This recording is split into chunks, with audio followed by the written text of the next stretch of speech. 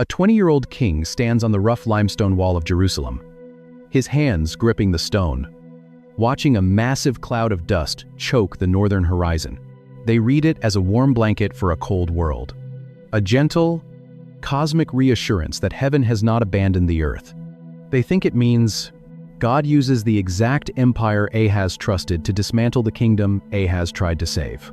The Assyrian army is the instrument, the flood is the consequence.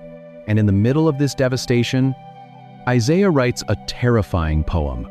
He watches the flooding river cover the land, and he addresses the land directly. Its outspread wings will fill the breadth of your land. O Immanuel, Immanuel, God with us. The Assyrian invasion is the physical manifestation of that name. The destruction is not an accident of history. It is the arrival of the holy.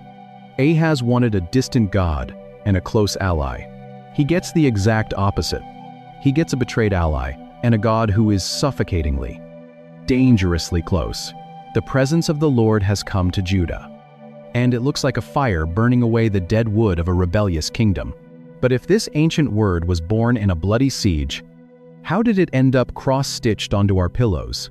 How did a terrifying warning of judgment become the ultimate symbol of holiday comfort?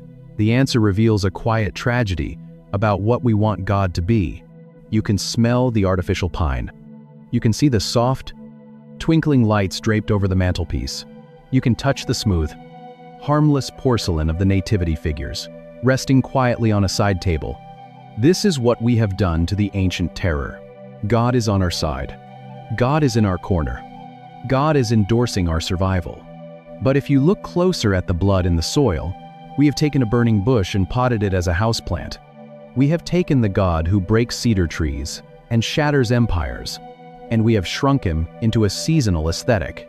But if you look at how modern faith actually operates, you start to see the ghost of King Ahaz standing in the room.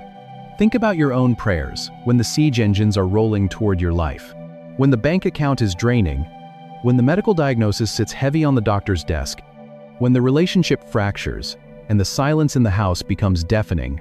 What do you ask for? Like Ahaz at the aqueduct. We usually have a very specific defense strategy in mind. We want God to endorse our map. We want him to crush our enemies, fund our escapes, and secure our comfort without ever questioning our allegiance. We want the benefit of his proximity without the absolute danger of his authority. We are not asking for a king. We are hiring a bodyguard. And when God refuses to be managed, when he refuses to rubber stamp our private agendas or bless our back-channel deals, we panic. We strip the gold from our own temples. We sell our convictions to purchase a little temporary security. We make alliances with the culture, with our careers, with our coping mechanisms, just to keep the anxiety at bay. At the trembling king, at the actual Hebrew roots colliding in the 8th century BC, you start to see something the holiday traditions completely miss. We domesticate the divine because the unfiltered presence of the divine is too costly. When God draws near to a life built on compromised foundations, the first thing you feel is not peace. The first thing you feel is the foundation shaking. You feel the dust falling from the ceiling. You hear the drywall cracking under the weight of something far too heavy for the structure to hold. The presence of God is not a cosmic blanket. It is a refining fire. Ahaz felt that heat and chose to run to the Assyrian Empire. He traded the holy for the practical. And for 700 years, the people of Israel lived with the devastating consequences of that choice. The name Immanuel lingered in the ancient scrolls, a terrifying reminder of the day God showed up and the king flinched. But that echo does not stop there, because the God who spoke through the prophet Isaiah is not finished with that name. And he is not finished with the royal house of David. 7 centuries pass, and the timeline shifts. A carpenter is sleeping in a small stone house in a village called Nazareth. A carpenter breathes heavily in the dark. The stone walls of his small house in Nazareth are cold against his back. He smells of cedar dust and dried sweat. His mind is exhausted, fractured by a crisis he did not ask for and a shame he cannot explain. Immanuel is not a lullaby. It is an ultimatum. The real question of this ancient encounter isn't, is God close? It's this: his betrothed, is pregnant. And the child is not his. Joseph, a direct descendant of the royal house of David, is standing at his own aqueduct. He is facing a catastrophe that threatens to dismantle his life. And just like King Ahaz 700 years earlier, Joseph has formulated his own defense strategy. He has measured the social cost. He has weighed the demands of the religious law. He has decided to divorce Mary quietly, to pack up his shattered reputation and walk away before the public humiliation can begin. He is trying to manage the crisis with practical, quiet damage control. But heaven intercepts another son of David. The dark room fills with a sudden, heavy brilliance.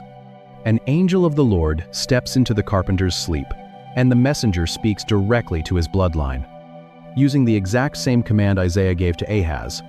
Joseph, son of David, do not fear.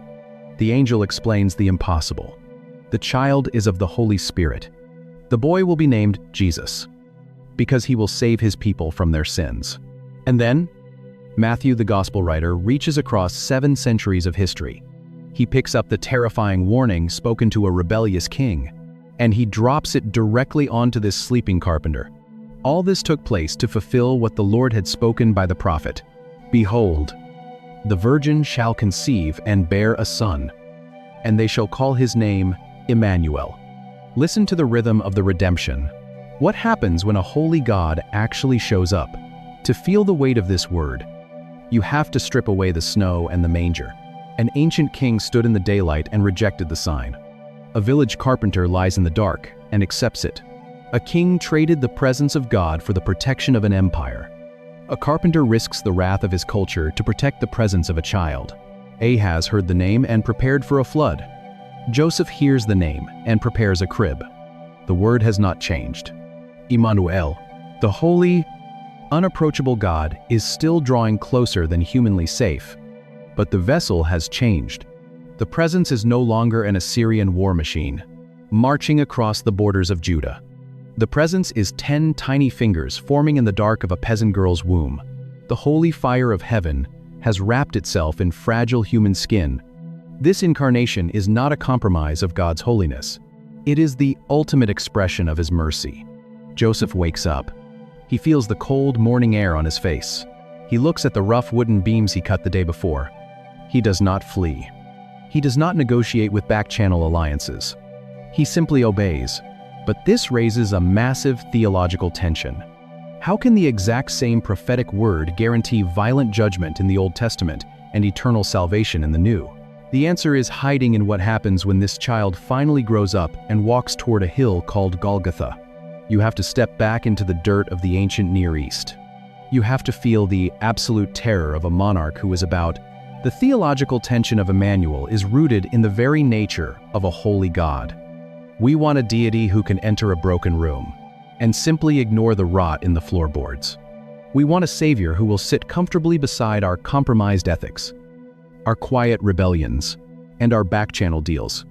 But absolute purity cannot coexist peacefully with corruption. When light enters a dark room, it does not negotiate with the shadows. It annihilates them. This is why the promise of God with us in the 8th century BC demanded a catastrophic judgment. The presence of God had to deal with the rebellion of King Ahaz. And that dealing looked like an Assyrian flood. The fire of the holy requires fuel.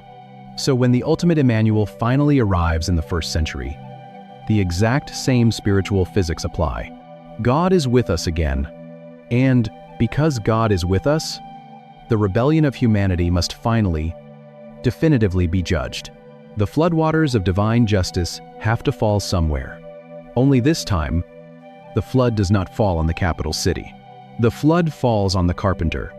When theology becomes physical on a hill outside Jerusalem, the paradox of the sign is finally resolved.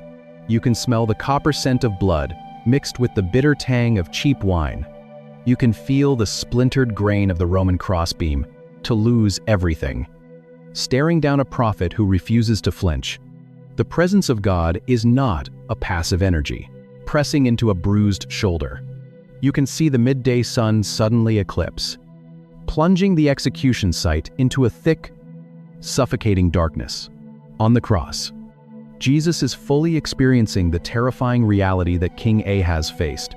He is taking the concentrated weight of the divine judgment against human rebellion. The fire of God's presence is falling. But Jesus is absorbing the heat into his own physical body.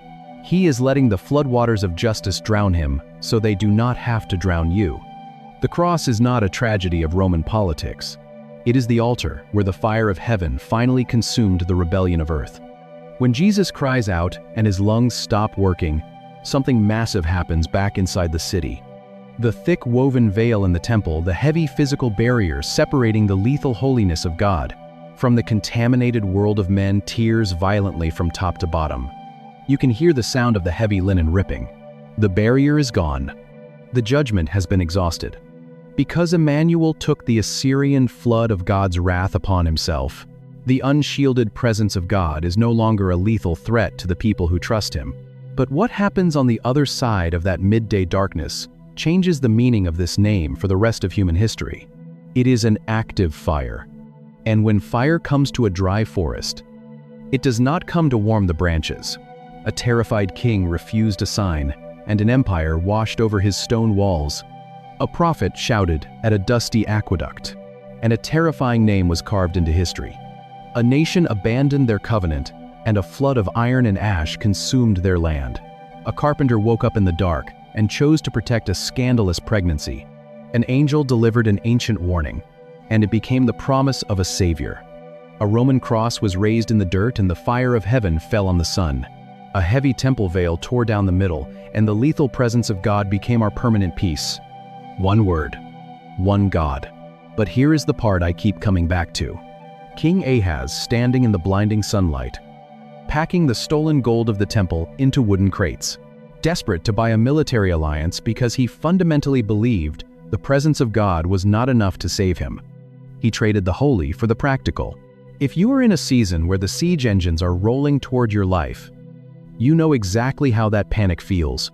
If you are in a season where the noise is loud, where the timeline is running out of sand, and the temptation to compromise your convictions, just to secure a little temporary safety, is sitting heavy in your chest, Immanuel is a word for you. Do not sell the gold of your temple.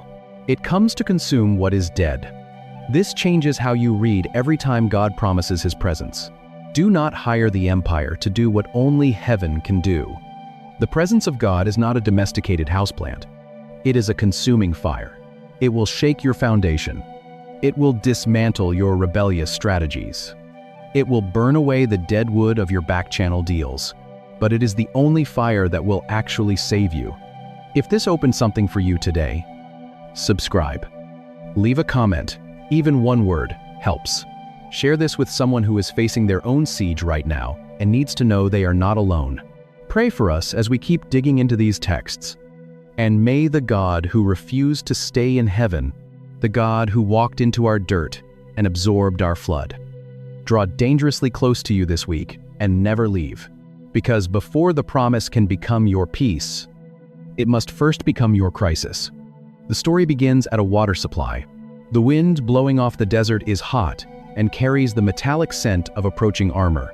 To understand the geography of this panic, you have to look at the imperial map of the 8th century BC. The ancient Near East is a bloody chessboard, and the Assyrian Empire is systematically sweeping the board clean. They are the absolute apex predators of the ancient world.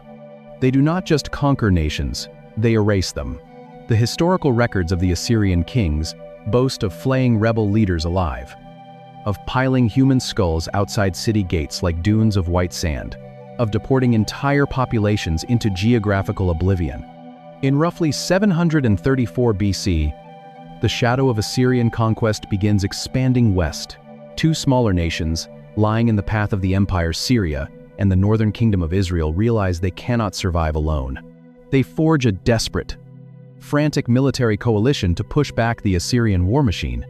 But they need a third partner. They need the southern kingdom of Judah, ruled by the young King Ahaz. When Ahaz refuses to join their suicide pact, Syria and Israel make a cold calculation.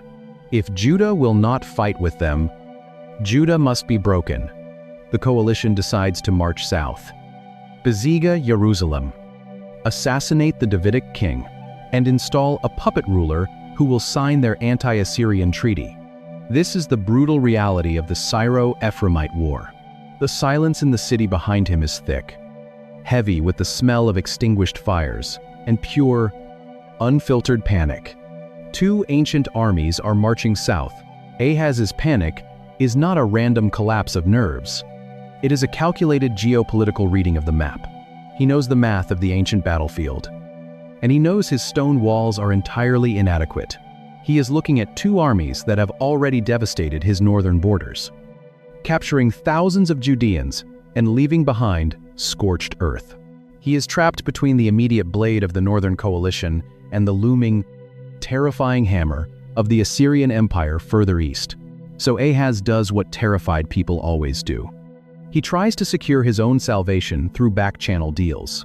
The historical books of Kings and Chronicles tell us that Ahaz strips the gold and silver from the temple of God, the very house of worship, and packs it into wooden crates. He sends these stolen, sacred treasures as a bribe to the king of Assyria, begging the empire to come save him from his neighbors. He is willing to sell the holy to purchase the secure. He believes the solution to his problem is military leverage. He believes the answer is found in an alliance with the devil he does not know, to escape the devils he does. But the prophet Isaiah sees the crisis through an entirely different lens. Israel and Syria have locked shields. They have already slaughtered thousands. Now they are coming to tear this young king, Ahaz, off his throne. Isaiah knows that the real threat to Judah is not the approaching armies, but the king's quiet, desperate willingness to abandon his allegiance to the God who put him on the throne. The crisis is not just political. It is deeply, fundamentally covenantal. And when the king sneaks out of the palace to inspect the city's water reserves, preparing for a long and brutal siege, heaven decides to intercept him. The collision of human panic and divine presence is about to happen at the city's most vulnerable edge. Ahaz stands at the conduit of the upper pool. The sun beats down on the white limestone. The workers chisel frantically at the rock. They are trying to secure the city's water supply before the siege engines arrive. The dust sticks to the sweat on the king's neck. You can hear the panicked shouts of the engineers. You can feel the cold splash of the spring water. Ahaz is desperate. He is counting gallons. He is measuring time. Footsteps approach on the stone path. It is Isaiah. He does not come alone. God tells the prophet to meet the king at this exact spot, at the water source, at the place of human preparation. And Isaiah brings his young son, a boy with a terrifying and hopeful prophetic name, Shear-Jashub. A remnant shall return.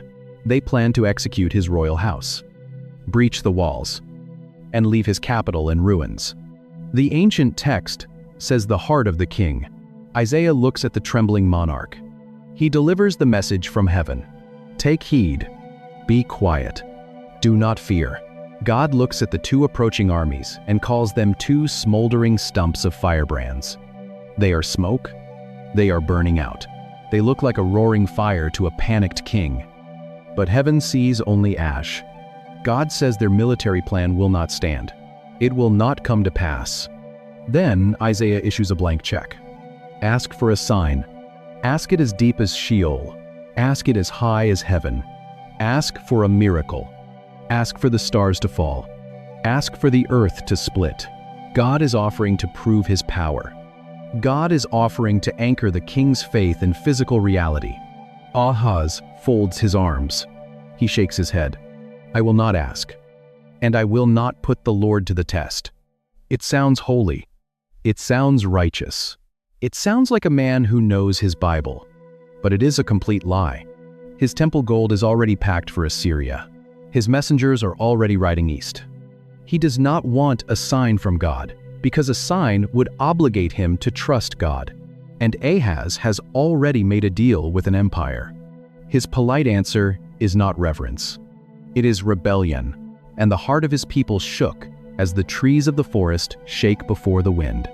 A small kingdom, surrounded by teeth, Ahaz is respectfully telling the creator of the universe to stay out of his political crisis. He wants a bodyguard from Nineveh, not a miracle from heaven. He refuses the divine intervention because he prefers his own defensive strategy. Isaiah's face changes. The patience of the prophet snaps. He stops speaking to Ahaz, the individual. He raises his voice and addresses the entire royal house of David. Is it too little for you to weary men? That you weary my God also? You will not ask for a sign. So the Lord himself will give you one. And here, on a dusty road next to a water trench, in the middle of a national panic attack, Isaiah drops a word that will echo for 27 centuries. A word that most of us completely misunderstand. Isaiah delivers the famous line in Isaiah chapter 7. Verse 14, "Therefore the Lord himself will give you a sign. Behold, the virgin shall conceive and bear a son, and shall call his name Immanuel." We read this as a Christmas card. Ahaz heard it as a ticking clock. To understand why, you have to look at the two Hebrew words Isaiah uses in this single breath. The word your English Bible translates as virgin is the Hebrew Alma. It appears only a handful of times in the Old Testament, a timeline running out of sand. Into this terror, Isaiah the prophet walks up to the king. He does not bring a sword. He brings a word, and it does not primarily carry the clinical, biological focus of another Hebrew word. Betula. An Alma is simply a young woman of marriageable age, a girl standing on the threshold of adulthood, whose life is just beginning. Isaiah is pointing to a young woman, perhaps someone standing right there, in the royal court, or his own wife, and saying that she is about to have a son. But it is the boy's name that carries the explosion, Immanuel. It is two Hebrew words pressed together. Immanuel translates directly to with us. El is the ancient, primal title for the high God. This is not a domesticated, gentle deity. This is El. This is the God who shattered the Egyptian chariots under the crushing weight of the Red Sea. This is the God who descended on Mount Sinai in thick, black smoke and deafening thunder. This is the holy, unapproachable, terrifying architect of the cosmos. If realizing that the most famous Christmas verse in the Bible was actually spoken as a terrifying geopolitical warning is stirring something inside you, you're exactly who this channel is for. Drop a thought in the comments and hit subscribe. Because every week we go deeper into the text than you knew was possible. So Isaiah forces the king to look at the reality of this name. Ahaz has just rejected this God. Ahaz has just packed up the sacred silver and gold to buy a military alliance with a brutal pagan empire. He has chosen rebellion over reliance. And it is a word you know. You have probably seen it painted on wooden signs in living rooms.